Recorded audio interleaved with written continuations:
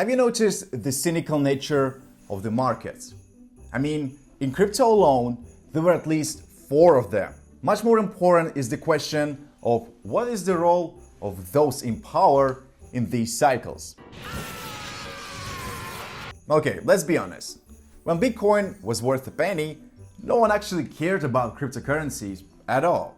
But today, it is a multi-billion industry and all the eyes of the highest ranked politicians are fixed here. But what if I say that one of the most powerful people in the US actually predicted the imminent outcome of many crypto projects under the Ponzi scheme? We came across his exclusive interview and the thesis actually shocked me. So get ready to listen because they don't want you to know this confidential information.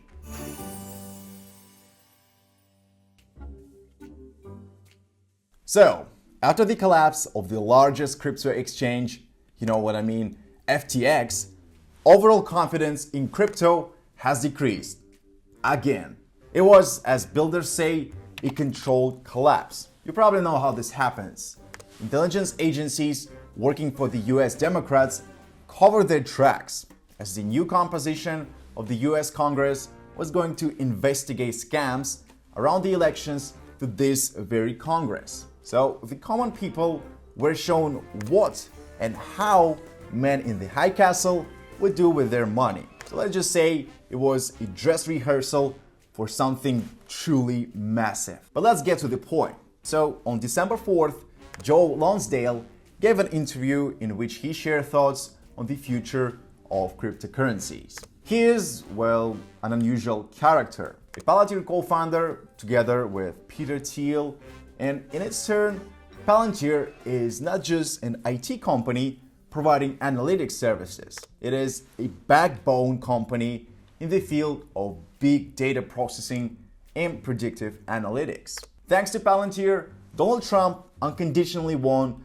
the 2016 election and in fact will probably won in 2020. But that's just another story. Therefore, 2 years ago, his opponents, including the British, were forced to use other instruments of pressure. Well, let's say less human ones. Then, if you remember, there was a shooting, and not a toy one during the Capitol storming on January 6, 2021, but also a real one.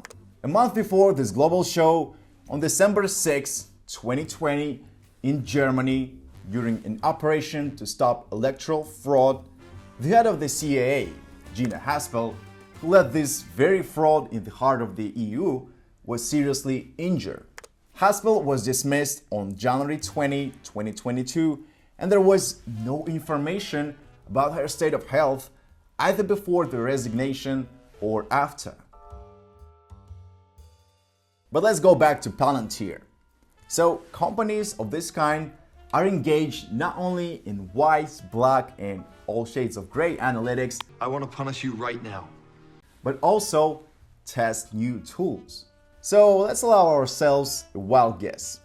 You know, the crypto industry is in the area of their direct interest and is the subject of development. Therefore, Lonsdale's interview is significant. It indicates at least 2 things. First, we must prepare for the collapse of these quasi-financial instruments. The second one, cryptocurrencies, something like BTC, have already been chosen as a cross-border payment tool for the period of money transformation. Interestingly, Palantir's co-founder openly talks about the possibility of transferring money online without using government or banking infrastructure. That is, about the actual violation of state laws and interstate banking agreements. That is, about the actual violation of state laws and interstate banking agreements. It's possible that this struggle will last until 2025. But further, cryptocurrencies, well, not digital money and CBDCs, well, will remain. But their regulation will become more and more tightened. Well, this has happened before, and more than just once. The previous vivid example is onion technologies, Tor, and etc., which were absolutely protected until the moment when they were compromised by intelligence agencies themselves. And you know what? The same pattern actually emerges. You see, intelligence agencies develop new technologies for themselves. Well, with the help of all sorts of fake characters like Satoshi Nakamoto, just you name it.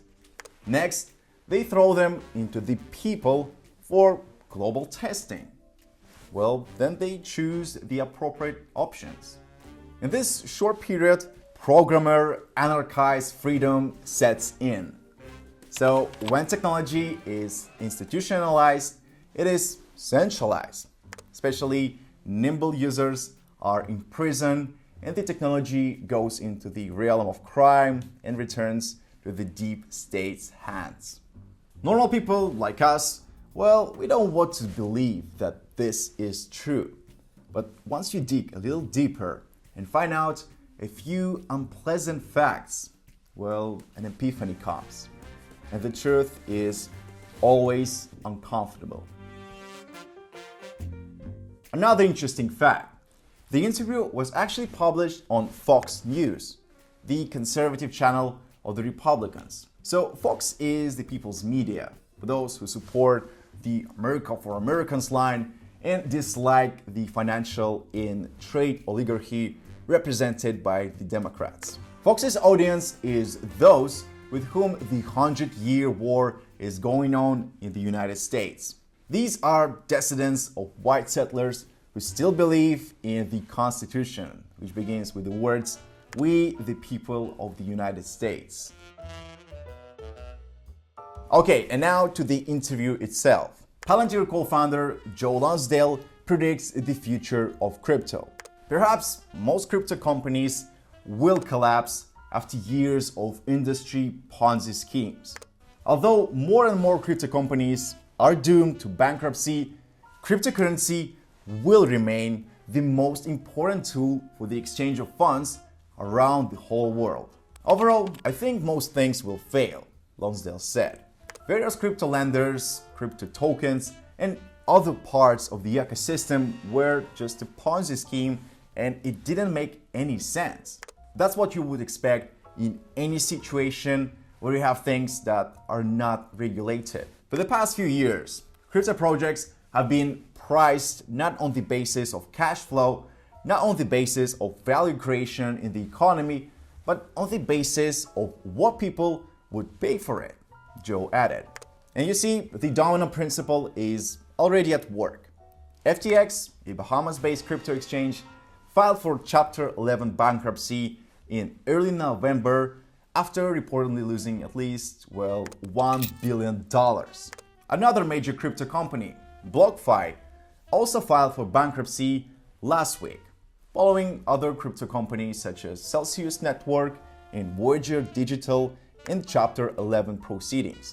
Lonsdale said there was a lot of corruption in some of the companies that filed for bankruptcy, though he only named FTX. Long-term, there is a significant amount of use cases in cryptography, but most of what we have seen in crypto over the last 3, 4, or 5 years has been a speculative bubble driven by cheap money and a lot of Ponzi schemes.